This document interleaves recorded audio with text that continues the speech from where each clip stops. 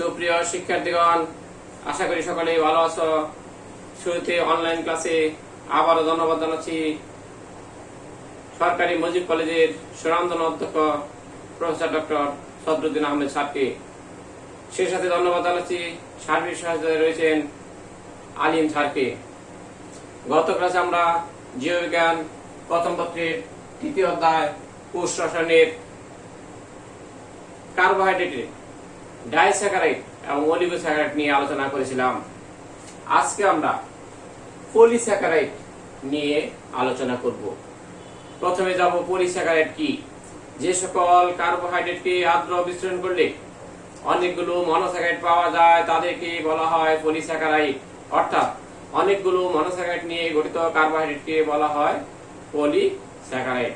পলি শব্দের অর্থ হলো মেনি, তার মানে বহু, তার মানে বহু সংখ্যক মনোস্যাকারাইড নিয়ে গঠিত কার্বোহাইড্রেটকে বলা হয় polysaccharide. Complete. Polysaccharide starch, cellulose, glycogen, বিভিন্ন ধরনের পলিস্যাকারাইড রয়েছে। তার মধ্যে এই তিনটি পলিস্যাকারাইড স্টার্চ, সেলুলোজ, গ্লাইকোজেন গুরুত্বপূর্ণ পলিস্যাকারাইড। তাহলে পলিস্যাকারাইডের আমরা যদি খেয়াল করি, এর স্টার্চ C6H10O5, এটা অসংখ্য পানির উপস্থিতিতে যদি আর্দ্র বিশ্লেষণ করা হয়, আর্দ্র বিশ্লেষণ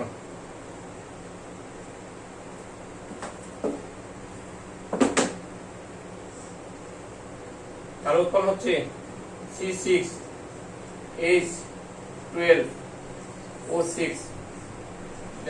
গ্লুকোজ। এটা হলো স্টার্চ, গ্লুকোজ অসংখ্য অণু, এটাই হলো পলিস্যাকারাইড। তাহলে স্টার্চ একটি পলিস্যাকারাইড যাকে আমরা পানির উপস্থিতিতে আর্দ্র বিশ্লেষণ করি, তাহলে এক্ষেত্রে আমরা কি পাবো? গ্লুকোজের অসংখ্য অণু পাবো। এটাই হলো পলিস্যাকারাইড। তাহলে পলিস্যাকারাইড বিভিন্ন প্রকার হলেও আমরা বলেছিলাম যে তিন ধরনের পলিস্যাকারাইড গুরুত্বপূর্ণ। একটি হলো স্টার্চ, আরেকটি হলো সেলুলোজ এবং আরেকটি তোমার কি হলো তোমার গ্লাইকোজেন। প্রথমে যাব আমরা স্টার্চ। স্টার্চ ইংরেজি শব্দ, যার বাংলায় বলা হয় শ্বেতসার। অনেকে হয়তো সমস্যা করে যায় যে স্টার্চ বা শ্বেতসার কি। আসলে স্টার্চ এবং শ্বেতসার একই শব্দ, এক ধরনের পলিস্যাকারাইড, জাস্ট ইংরেজিতে বলা হয় স্টার্চ, বাংলায় যাকে বলা হয় শ্বেতসার। তাহলে স্টার্চ মূলত উদ্ভিদ দেহের সঞ্চিত খাদ্য। উদ্ভিদের প্রধান সঞ্চিত খাদ্য স্টার্চ। উদ্ভিদ সালোকসংশ্লেষণ প্রক্রিয়ায় যে গ্লুকোজ তৈরি হয় তা চিনি হিসাবে দেহে পরিবাহিত হয়ে বিভিন্ন জায়গাতে তোমার কি স্টার্চ হিসাবে সঞ্চিত থাকে। উদ্ভিদের ফল, বীজ, বিভিন্ন কন্দে তোমার স্টার্চ সঞ্চিত থাকে। আলু, গম, ধান এগুলা স্টার্চের প্রধান উৎস। তাহলে উদ্ভিদ সালোকসংশ্লেষণ প্রক্রিয়ায় তৈরিকৃত চিনি দেহে বিভিন্ন জায়গায় পরিবাহিত হয়ে সঞ্চিত রাখে কি হিসাবে? স্টার্চ হিসাবে। সে কারণে বলা হয়েছে উদ্ভিদের প্রধান সঞ্চিত পদার্থ হলো স্টার্চ। স্টার্চ মূলত দুইটি পলিস্যাকারাইডের সমন্বয়ে, অ্যামাইলোজ এবং অ্যামাইলোপেকটিন নামক দুইটি পলিস্যাকারাইডের সমন্বয়ে স্টার্চ গঠিত। স্টার্চের ক্ষেত্রে এক্ষেত্রে অসংখ্য আলফা ডি গ্লুকোজ, অসংখ্য আলফা ডি গ্লুকোজ এই সমন্বয়ে স্টার্চ গঠিত হয়ে থাকে। তাহলে স্টার্চ অ্যামাইলোজ যে যৌগটি, এটা মূলত আলফা 1,4 কার্বন বন্ধনে সংযুক্ত থাকে। তার মানে একটি আলফা ডি গ্লুকোজের 1 নাম্বার কার্বন অপর একটি আলফা ডি গ্লুকোজের 4 নাম্বার কার্বনের মধ্যে গ্লাইকোসিলিক বন্ধন সৃষ্টি করে এই অ্যামাইলোজ গঠিত হয়। অ্যামাইলোজের মধ্যে 20 হতে 1000টি মনোস্যাকারাইড তথা আলফা ডি গ্লুকোজ বিদ্যমান থাকে। অপরদিকে অ্যামাইলোপেকটিন যে পলিস্যাকারাইড, যার মধ্যে আলফা 1,4 এবং আলফা 1,6 কার্বন বন্ধনে সংযুক্ত থাকে। তার মানে এক্ষেত্রে একটি আলফা ডিগ্লুকোজের 1 নাম্বার কার্বন অপর একটি আলফা ডিগ্লুকোজের 4 নাম্বার কার্বনের মধ্যে বন্ধন তৈরি হয় এবং এক্ষেত্রে একটি আলফা ডিগ্লুকোজ এর 1 নাম্বার এবং 6 নাম্বার কার্বনের সাথেও তোমার হলো গ্লাইকোসাইডের বন্ধন সৃষ্টি করতে পারে। তাহলে 2000 হতে 2 লক্ষ আলফা ডিগ্লুকোজ অণু পরপর যুক্ত হয়ে যে যৌগ তৈরি হয় তার নাম হলো অ্যামাইলোপেকটিন। তাহলে অ্যামাইলোজের ক্ষেত্রে 20 হতে 1000টি আলফা ডিগ্লুকোজ যুক্ত হয়, এই যৌগের নাম হলো অ্যামাইলোজ। অ্যামাইলোজ সাধারণত অশাখান্বিত, এর কোনো শাখা থাকে না। অপরদিকে অ্যামাইলোপেকটিন যদি খেয়াল করো তার মধ্যে আলফা ডিগ্লুকোজ থাকবে 2000 থেকে শুরু করে 2 লক্ষ পর্যন্ত। একে জীব কোষে স্টার্চের ক্ষেত্রে সাধারণত 22% থাকে অ্যামাইলোজ আর বাকি 78% থাকে কি অ্যামাইলোপেকটিন। তাহলে আমরা স্টার্চ সম্পর্কে জানলাম, যার কি রাসায়নিক সংকেত।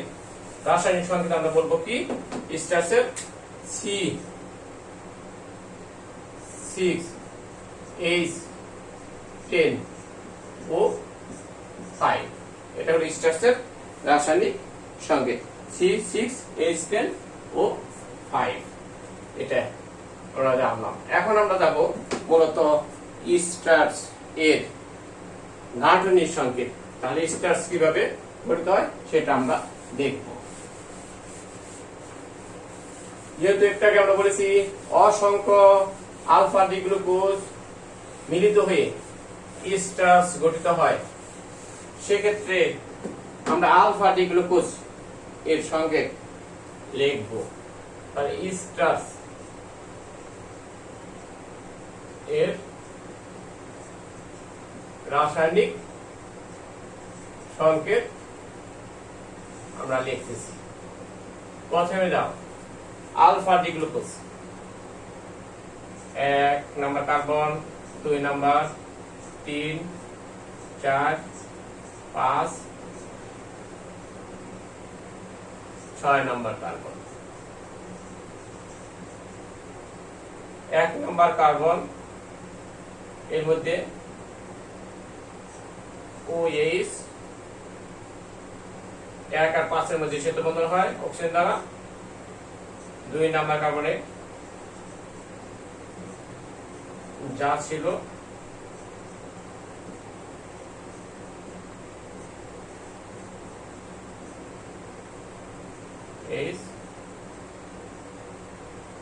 এই হলো অবস্থা। এদিকে যে যৌগটা লিখলাম এটা হলো আলফা ডি গ্লুকোজ, কারণ এর 1 নাম্বার কার্বন এটা এর মধ্যে হাইড্রোজেন গ্রুপটা নিচে, এটা হলো 6 number carbon alpha D glucose. আমরা আরেকটি আলফা ডি গ্লুকোজ লিখবো।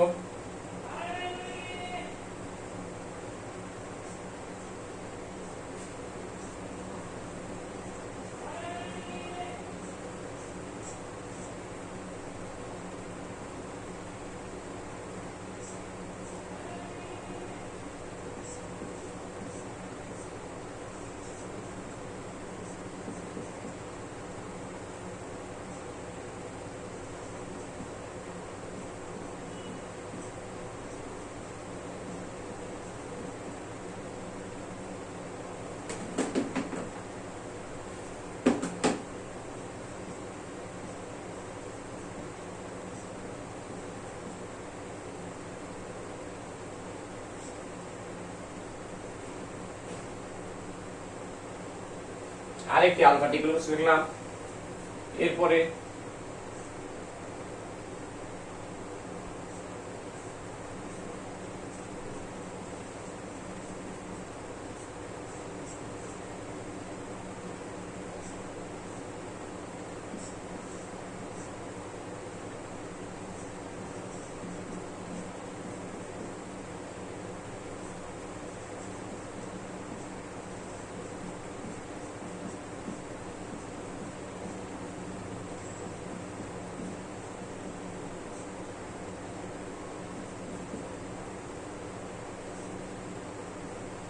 আরেকটি আলফা ডি গ্লুকোজ লিখলাম।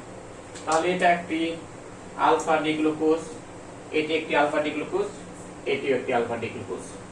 ক্লিয়ার? আমরা তিনটা আলফা ডি গ্লুকোজ লিখেছি। এই আলফা ডি গ্লুকোজ এই কারণে 1 নম্বর কার্বন হাইড্রোজেন গ্রুপটা নিচে, 1 নম্বর কার্বন এক্ষেত্রেও হাইড্রোজেন গ্রুপ সেটা নিচে, এদিকেও 1 নম্বর কার্বন যা হাইড্রোজেন গ্রুপটা নিচে, এই জন্য এটা হয়ে গেছে আলফা ডি গ্লুকোজ। যদি 1 নম্বর কার্বন হাইড্রোজেন গ্রুপ একটু উপরে থাকতো তা হয়ে যেত বিটা ডি গ্লুকোজ, যা আমরা গত ক্লাসে আলোচনা করেছিলাম। তাহলে একটি আলফা ডি গ্লুকোজ, আরেকটি আলফা ডি গ্লুকোজ, আরেকটি আলফা ডি গ্লুকোজ। আমরা বলছিলাম ইস্টার্সের ক্ষেত্রে আলফা ডি গ্লুকোজ 1,4 কার্বন বন্ধনে সংযুক্ত থাকবে, অর্থাৎ গ্লাইসিন বন্ধন হবে একটি আলফা ডি গ্লুকোজ 1 নম্বর কার্বন, আরেকটি আলফা ডি গ্লুকোজ 4 নম্বর কার্বনের মধ্যে। এটা যদি 1 নম্বর কার্বন হয়ে থাকে তাহলে এটা আমাদের কত নম্বর কার্বন? 4 নম্বর কার্বন। এটা 4 নম্বর কার্বন, এটা 1, এটা 4 নম্বর কার্বন। তাহলে আমরা যদি খেয়াল করি এটা 2, এটা 3, এটা 4, এটা 5, এটা 6। তাহলে এটা 2, 3, 4, 5, 6, 1, 2, 3, 4, 5, 6। ক্লিয়ার? এক্ষেত্রে 1 নম্বর এবং 6 নম্বরের মধ্যে গ্লাইকোসাইড বন্ড সৃষ্টি করবে। তাহলে আমরা খেয়াল করি একটি আলফা ডি গ্লুকোজ আরেকটি আলফা ডি গ্লুকোজের 1 এবং 4 এর মধ্যে কিভাবে গ্লাইকোসাইড বন্ড সৃষ্টি হচ্ছে সেটা। এর দিকে খেয়াল করো, এটা এবং এটা। তাহলে এই আলফা ডি গ্লুকোজের 1 নম্বর কার্বন OH আর এই আলফা ডি গ্লুকোজের 4 নম্বর কার্বন OH এর মধ্যে থেকে 1 অণু পানি বেরিয়ে যায়। 1 অণু পানি যদি এক্ষেত্রে বেরিয়ে যায় তাহলে যে বন্ড সৃষ্টি হয় যার নাম কি? Glycoside bond. তাহলে যদি এক্ষেত্রে এই OH এটা আর এখানকার H এটা থেকে 1 অণু পানি বেরিয়ে যায় তাহলে এখানে কি থাকে? শুধুমাত্র একটা অক্সিজেন, শুধু একটা অক্সিজেন থাকতেছে। এই যে অক্সিজেন এটাই হলো তোমার গ্লাইকোসাইড বন্ড সৃষ্টি করতেছে। তাহলে এদিকে এটা অক্সিজেন, এদিকে এটা অক্সিজেন, এই হলো তোমার একটি আলফা ডি গ্লুকোজ দ্বিতীয় আলফা ডি গ্লুকোজের সাথে গ্লাইকোসাইড বন্ডের সাথে 1 আর 4 এর মধ্যে যুক্ত হলো। ক্লিয়ার? এরপরে খেয়াল করো, এরপরে যদি আমরা খেয়াল করি দ্বিতীয় আলফা ডি গ্লুকোজ এবং 3 নম্বর আলফা ডি গ্লুকোজের এর মধ্যেও তোমার ওই গ্লাইকোসাইড বন্ড সৃষ্টি হবে। 1 নম্বর এটা কার্বন আর এটা 4 নম্বর কার্বনের OH এবং OH হতে 1 অণু পানি বেরিয়ে যাবে। 1 অণু পানি যদি বেড়ে যায় তাহলে এক্ষেত্রে এই OH আর H এটা বেরিয়ে গেল, তাহলে থাকলো কত? একটি অক্সিজেন। তাহলে এই অক্সিজেন যেটা তো থাকলো সেই অক্সিজেন দিয়ে এখন যে বন্ড তৈরি করে সেটা হলো গ্লাইকোসাইডিক বন্ড। তাহলে এক্ষেত্রে এই কার্বনের অক্সিজেন এটা মিলিত হয়ে এরকম তৈরি হলো। এটাও একটি 2 নম্বর, তার মানে দ্বিতীয় আলফা ডি গ্লুকোজ এবং 3 নম্বর আলফা ডি গ্লুকোজের 1 এবং 4 এর মধ্যে অক্সিজেন দ্বারা সেতু বন্ধন হয়ে যে বন্ড সৃষ্টি করলো তার নাম হলো গ্লাইকোসাইডিক বন্ড সৃষ্টি হলো। তাহলে এক্ষেত্রে এই যৌগের মধ্যে আমরা কয়টা?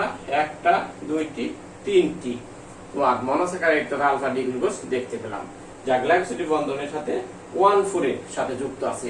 কিন্তু এটাকে আমরা পলিস্যাকারাইড তথা স্টার্চ বলতে পারবো না, কারণ আমরা জানি স্টার্চ তথা পলিস্যাকারাইডের ক্ষেত্রে অনেকগুলো মনোস্যাকারাইড থাকতে হবে, তার মানে কমপক্ষে 10 এর অধিক মনোস্যাকারাইড থাকতে হবে।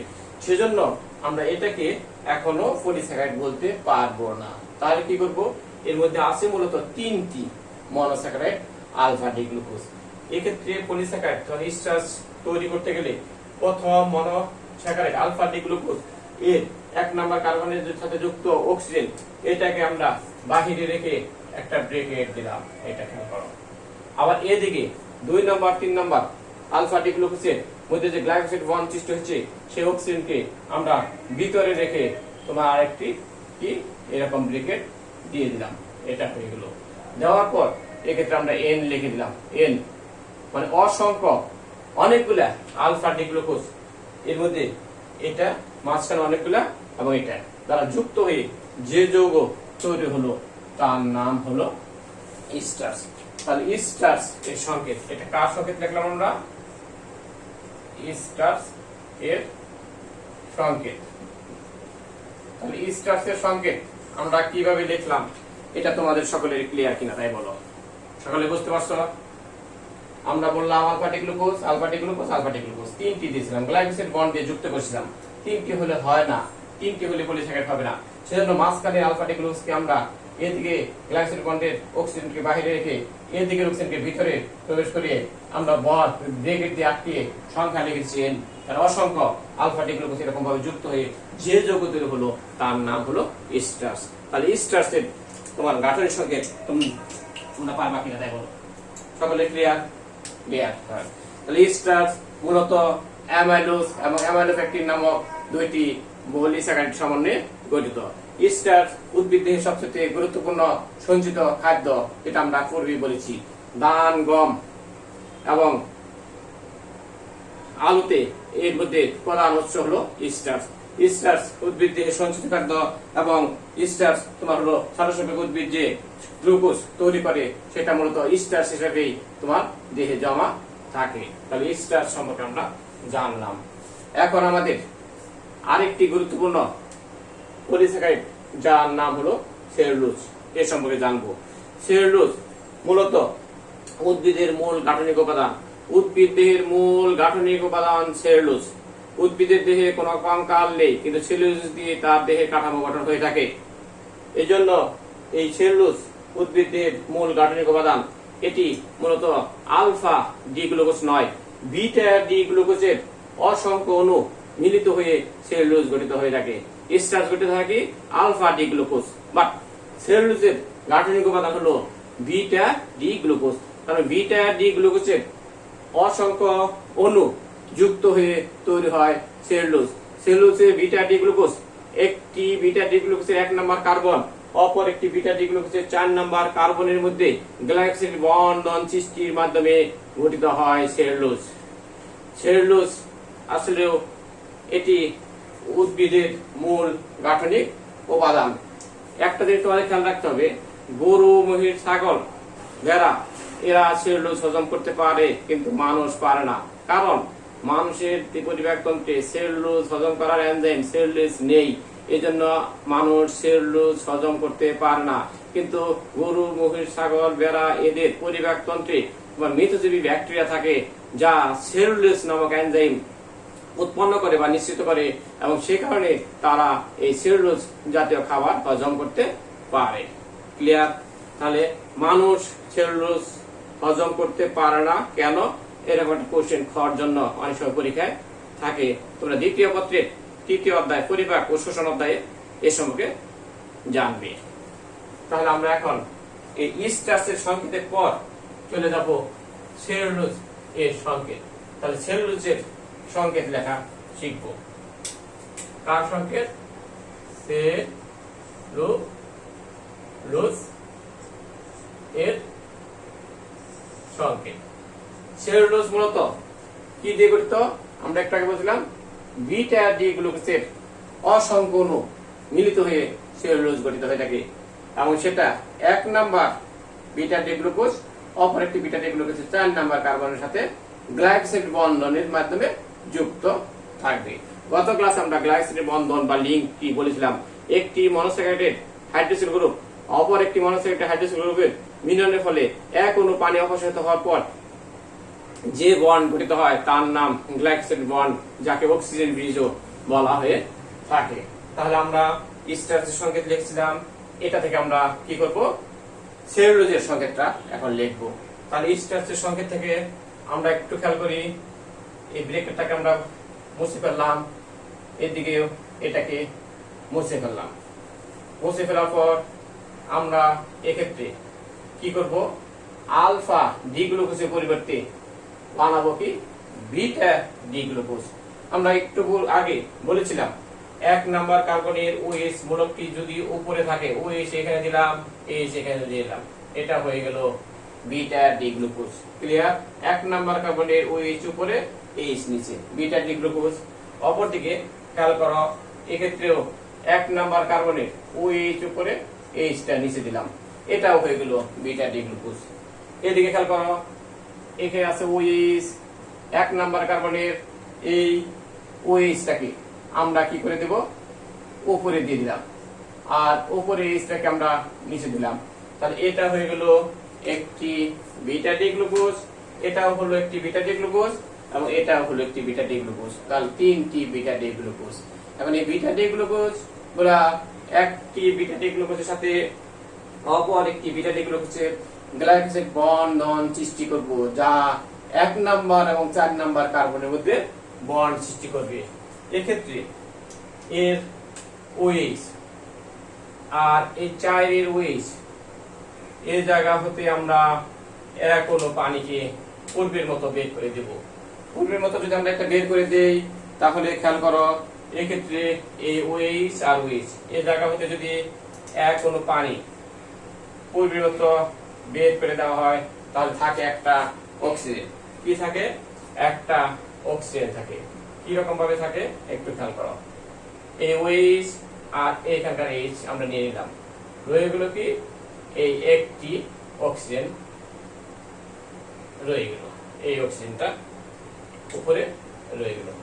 এই অক্সিজেন থেকে আমরা এভাবে এনে এখানে দিয়ে দিলাম এবং এইভাবে লিখলাম, তাহলে হয়ে গেল এটা একটি আলফা ডি গ্লুকোজের 1 নাম্বার কার্বন, অপর একটি আলফা ডি গ্লুকোজের 4 নাম্বার কার্বনের মধ্যে অক্সিজেন দ্বারা শ্বেত বন্ধন হলো, অর্থাৎ গ্লাইকোসাইডিক বন্ড সৃষ্টি হলো। এটা ক্লিয়ার কিনা তোমাদের? বুঝতে পারছো? তাহলে বিটা ডি গ্লুকোজের একটি 1 নাম্বার কার্বনের সাথে অপর একটি বিটা ডি গ্লুকোজের 4 নাম্বার কার্বনের মধ্যে কি হলো? অক্সিজেন দ্বারা শ্বেত বন্ধন হলো, যাকে আমরা বলবো গ্লাইকোসাইডিক বন্ড সৃষ্টি হলো। এদিকে খেয়াল করো, দ্বিতীয় বিটা ডি গ্লুকোজ যার 1 নাম্বার কার্বনের মধ্যে উপরের দিকে OH আছে, 4 নাম্বার কার্বনের পরবর্তী বিটা ডি গ্লুকোজের অর্থাৎ তৃতীয় বিটা ডি গ্লুকোজের 4 নাম্বার কার্বনের OH আছে, এই OH এবং এই OH এই জায়গা হতে আমরা এক অণু পানিকে বের করে দিলাম। কি করে দিলাম? এক অণু পানি বের করে দিলাম। তাহলে এক্ষেত্রে আমাদের কি থাকে? OH আর H যদি এক অণু পানি বেড়ে যায়, থাকে একটা অক্সিজেন, একটি মাত্র অক্সিজেন থাকে। তাহলে আমরা এক্ষেত্রে খেয়াল করো, OH বের করে দিলাম, প্লাস হলো এখান থেকে H বের করে দিলাম, থাকলো আমাদের একটি অক্সিজেন, একটি এই অক্সিজেন। এই অক্সিজেনটি এর পরবর্তীতে এটা এদিকে এই অক্সিজেনের সাথে এরকম ভাবে যুক্ত হয়ে গেল,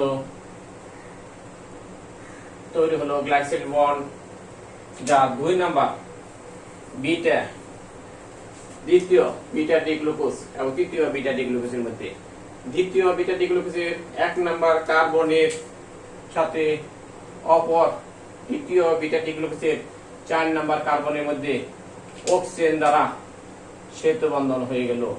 তাহলে আমরা একটা বিটা ডি গ্লুকোজ আরেকটি বিটা ডি গ্লুকোজের সাথে অক্সিজেন দ্বারা শ্বেত বন্ধন তৈরি করলাম, অর্থাৎ গ্লাইকোসাইড বন্ডের মাধ্যমে যুক্ত করলাম। দ্বিতীয় বিটা ডি গ্লুকোজ আমরা তৃতীয় বিটা ডি গ্লুকোজের মধ্যে 1 নাম্বার এবং 4 নাম্বার কার্বনের মধ্যে গ্লাইকোসাইড বন্ড দিয়ে শ্বেত বন্ধন তথা যুক্ত করলাম। এটুকু তোমাদের ক্লিয়ার? তাহলে এক্ষেত্রে আমরা কয়টি বিটা ডি গ্লুকোজ পেয়েছি? তথা গ্লুকোজ মূলত 3টি বিটা ডি গ্লুকোজ পাওয়া গেছে।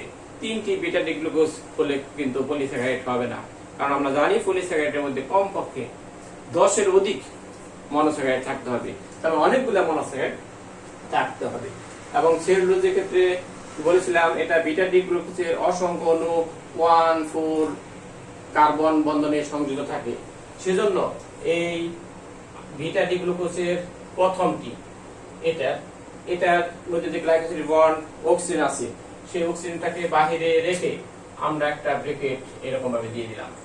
আবার এদিকে দ্বিতীয় বিটা ডি গ্লুকোজের তোমার কি গ্লাইকোসাইড বন্ডের অক্সিজেনটাকে ভিতরে রেখে আমরা আরেকটি ব্রেকেট দিলাম।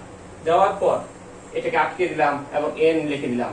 তাহলে N মানে অসংখ্য, অসংখ্য বিটা ডি গ্লুকোজ, এদিকে একটি বিটা ডি গ্লুকোজ এবং এদিকে একটি বিটা ডি গ্লুকোজ, দুইটি বিটা ডি গ্লুকোজের মাঝখানে অসংখ্য বিটা ডি গ্লুকোজ মিলিত হয়ে যে যৌগটি গঠিত হলো, এই যৌগটির নাম হয়ে গেল কি?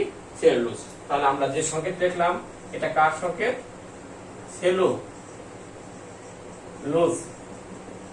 এর সংকেত। তাহলে সেলুলোজের সংকেত আমরা জানলাম, বা সেলুলোজের গঠন, সেলুলোজের সংকেত, অথবা এটাকে বলতে পারো সেলুলোজের কি বলতে পারি আমরা, গঠন জানলাম। তাহলে আমাদের সেলুলোজের গঠন তোমাদের ক্লিয়ার কিনা, বুঝতে পারছো কিনা? আমরা একটু আগে বলছিলাম স্টার্চের গঠন, যা আলফা ডি গ্লুকোজের অসংখ্য অণু নিয়ে গঠিত। এখন আমরা লিখলাম সেলুলোজ এর গঠন বা সংকেত, যা beta D glucose. Beta D glucose, beta D glucose, beta D glucose, অনেকগুলো beta D glucose glycosidic bond 1 এবং 4 বন্ধনে সংযুক্ত হয়ে যে যৌগ গঠিত হলো তার নাম সেলুলোজ।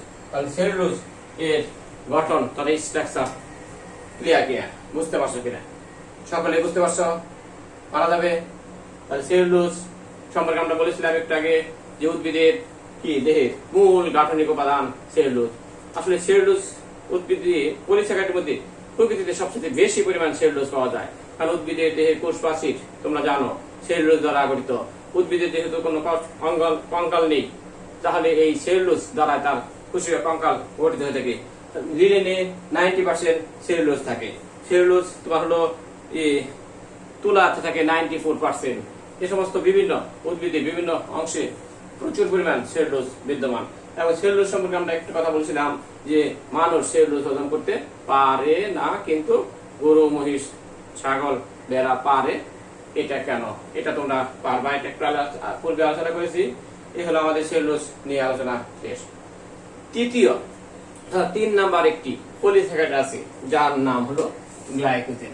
গ্লাইকোজেন এটি একটি পলিস্যাকারাইড, তবে এটা মূলত আলফা ডি গ্লুকোজ 1,4 এবং আলফা ডি গ্লুকোজ 1,6 বন্ধনে যুক্ত থাকে। তাহলে এটা মূলত স্টার্চের মতোই। স্টার্চের ক্ষেত্রে অ্যামাইলোপেকটিন এর সংকেত যা ছিল আলফা 1,4 এবং আলফা 1,6, গ্লাইকোজেনের ক্ষেত্রেও আলফা 1,4 এবং আলফা 1,6। তাহলে এখন প্রশ্ন, স্যার এটা তাহলে আমরা আলাদা করে পড়লাম কেন? আসলে গ্লাইকোজেনের ক্ষেত্রে তোমার হলো এই যে আলফা ডি গ্লুকোজ এর সংখ্যা থাকে 10 থেকে 20টি, 10 থেকে 20টি। আর স্টার্চের ক্ষেত্রে অ্যামাইলোপেকটিন এর ক্ষেত্রে আলফা ডি গ্লুকোজের সংখ্যা থাকছিল 2000 থেকে শুরু করে 2 লক্ষ পর্যন্ত। তাহলে স্টার্চের অ্যামাইলোপেকটিনে আলফা ডি গ্লুকোজের সংখ্যা অনেক বেশি থাকার কারণে আমরা ওখানে স্টার্চে অন্তর্ভুক্ত করেছি। আর গ্লাইকোজেনের ক্ষেত্রে আলফা ডি গ্লুকোজ অণুর সংখ্যা অল্প 10 থেকে 20টি থাকার কারণে এদেরকে পৃথক করে দেওয়া হয়েছে গ্লাইকোজেন। গ্লাইকোজেন সাধারণত প্রাণীদেহের সঞ্চিত খাদ্য। প্রাণীদেহের প্রধান সঞ্চিত পদার্থ হলো গ্লাইকোজেন। আমরা যে শর্করা জাতীয় কি খাবার খাই, এটা আমাদের দেহে গ্লুকোজ হিসাবে শোষণ হয়, শোষণ হওয়ার পর সেটা গ্লাইকোজেন হিসেবে জমা থাকে। তাহলে প্রাণীদেহের প্রধান সঞ্চিত পদার্থ হলো গ্লাইকোজেন। এটা সায়ানোব্যাকটেরিয়া তোমরা জানো, ব্লু গ্রিন অ্যালগি, এদের সঞ্চিত পদার্থ হিসেবে থাকে গ্লাইকোজেন। কিছু ছত্রাকের সঞ্চিত পদার্থ হলো গ্লাইকোজেন। তাহলে প্রাণীদেহের সঞ্চিত পদার্থ হিসেবে থাকে গ্লাইকোজেন, সায়ানোব্যাকটেরিয়াতে থাকে ছত্রাকের সঞ্চিত। গ্লাইকোজেন সঞ্চিত থাকে দেহে যখন গ্লুকোজের অভাব হয়, ঘাটতি হয়, তখন গ্লাইকোজেন ভেঙে গ্লুকোজে পরিণত হয় এবং এই গ্লুকোজ থেকে শক্তি উৎপন্ন হয়ে থাকে। এই হলো পলিস্যাকারাইড নিয়ে আমরা আলোচনা করলাম। তাহলে পলিস্যাকারাইড তোমাদের ক্লিয়ার। আমরা পলিস্যাকারাইডের সংজ্ঞা বললাম। পলিস্যাকারাইডের মধ্যে 3টি পলিস্যাকারাইড গুরুত্বপূর্ণ। 1 নাম্বার বললাম স্টার্চ, 2 নাম্বার সেলুলোজ, 3 নাম্বার হলো গ্লাইকোজেন।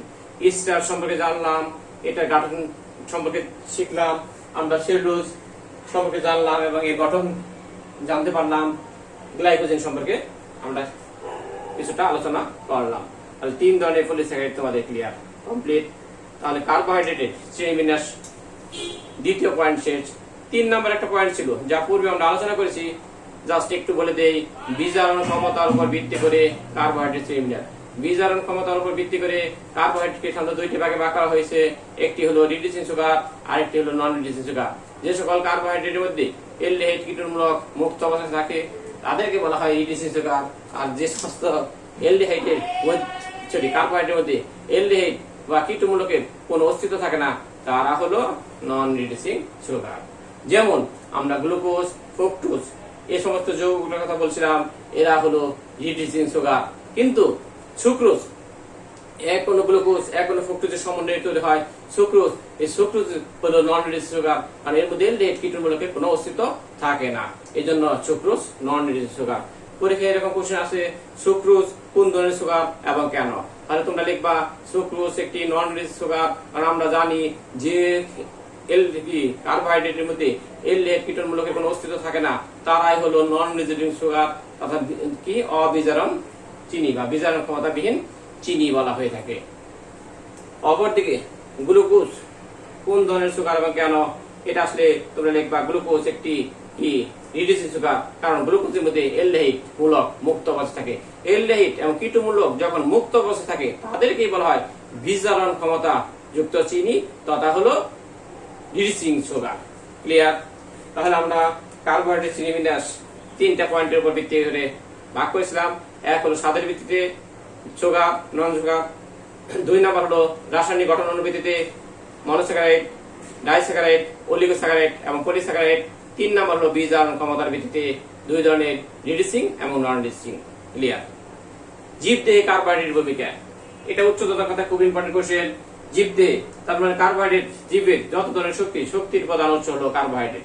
তার মানে জীবদেহে যত শক্তি লাগে, প্রয়োজনীয় শক্তির উৎস কার্বোহাইড্রেট, এবং এই কার্বোহাইড্রেট হিসেবে জীবদেহে এটা সঞ্চিত থাকে, উদ্ভিদ তার প্রয়োজনীয় কাজে ব্যবহার করে থাকে। তোমরা ডিএনএ আর নাম শুনেছ, যা তোমরা খুব গুরুত্বপূর্ণ একটা উপাদান। ডিএনএ গঠিত হতে গেলে ডিঅক্সিরাইবোনিউক্লিক অ্যাসিড, যেটা ডিঅক্সিরাইবোজ লাগে, আরএনএ এর মধ্যে রাইবোজ লাগে। রাইবোজ ডিঅক্সিরাইবোজ উভয়ই পেন্টোজ সুগার তথা শর্করা। ডিএনএ জীবদের সকল ধরনের জৈবিক কাজ নিয়ন্ত্রণ করে থাকে। ডিএনএ তোমার হলো অনুলিপনের মাধ্যমে ডিএনএ থেকে তোমার কি এই ট্রান্সক্রিপশন প্রক্রিয়ায় আরএনএ তৈরি হয়, সেই আরএনএ তোমার জীবের প্রোটিন সংশ্লেষণে ভূমিকা রাখে। তাহলে ডিএনএ আরএনএ এর মূল গাঠনিক উপাদান হলো কার্বোহাইড্রেট, সেজন্য কার্বোহাইড্রেট জীবদের জন্য খুবই গুরুত্বপূর্ণ। তাছাড়া উদ্ভিদ যে সালোক প্রক্রিয়ায় শর্করা জাতীয় খাদ্য তৈরি করে, যেটা প্রথম উপাদান গ্লুকোজ, সেই গ্লুকোজকে আমরা শ্বসনে প্রথম ধাপে ব্যবহার করে শক্তি উৎপন্ন করি। তাহলে গ্লুকোজ মূলত কার্বোহাইড্রেট। তাহলে কার্বোহাইড্রেটের জীবতে অনেক গুরুত্বপূর্ণ ভূমিকা রাখে উদ্ভিদের কোষপ্রাচীর, সেলুলোজ, হেমিসেলুলোজ বা তোমরা যে যৌগগুলো পেকটিন, সুপিরিন, এগুলো নাম শুনেছো, এগুলো সবই আসলো কার্বোহাইড্রেট। এই জন্য কার্বোহাইড্রেট জীবদেহের জন্য খুবই গুরুত্বপূর্ণ ভূমিকা রাখে। তাহলে কার্বোহাইড্রেট তথা শর্করা টপিকসটি আমাদের আজকের মতো শেষ। আজকে আমরা কার্বোহাইড্রেট দিয়ে শেষ করলাম। নেক্সট ক্লাসে আমরা অ্যামাইনো অ্যাসিড তথা প্রোটিন নিয়ে আলোচনা করব। সকলে সুস্থ থাকো, ভালো থাকো এবং ঘরে থাকো। অসংখ্য ধন্যবাদ সকলকে। আল্লাহ হাফেজ।